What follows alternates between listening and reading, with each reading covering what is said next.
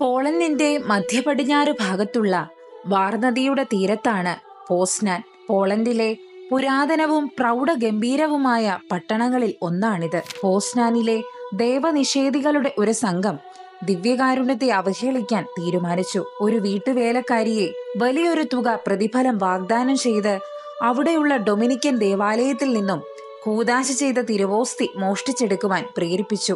ദരിദ്രയായ ആ സാധു സ്ത്രീക്ക് ഈ പ്രലോഭനത്തെ കൂടുതൽ സമയം എതിർത്തു നിൽക്കാൻ സാധിച്ചില്ല. അതിനാൽ അവൾ 3 കൂദാശ ചെയ്ത തിരുവോസ്തികൾ മോഷ്ടിച്ചെടുത്ത് ആ ദൈവനിഷേധികൾക്ക് നൽകി.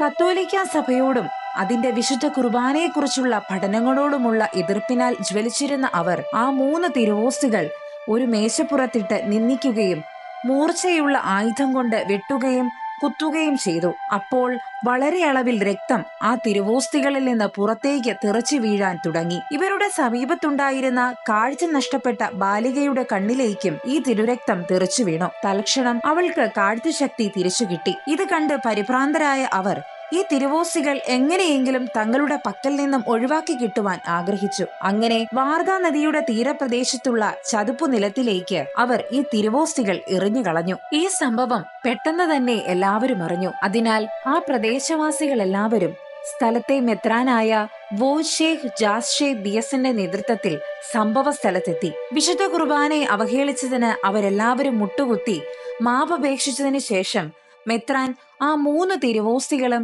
തന്റെ കരങ്ങളിൽ സ്വീകരിച്ച് ഒരു ചെറിയ പേടകത്തിലാക്കി. അതിനുശേഷം ഈ അത്ഭുത തിരുവോസ്തികൾ വളരെ ആഘോഷമായ പ്രദക്ഷിണത്തോടെ വിശുദ്ധ മേരി മഗ്ദലിൻ ദേവാലയത്തിലേക്ക് കൊണ്ടുവന്നു. അത്ഭുതം നടന്ന സ്ഥലത്ത് മരം കൊണ്ട് ഒരു മനോഹരമായ കപ്പേള പണിത് ഈ അത്ഭുത തിരുശേഷിപ്പ് പരസ്യ വണക്കത്തിനായി അവിടെ സ്ഥാപിച്ചു. ഈ ദിവ്യകാരുണ്യ അത്ഭുതത്തിന്റെ സ്മരണ നിലനിർത്തുന്നതിനായി എല്ലാ വ്യാഴാഴ്ചയും അത്ഭുത തിരുവോസ്തിയും വഹിച്ചുകൊണ്ടുള്ള പ്രദക്ഷിണം ഇന്നും നടത്തിവരുന്നു.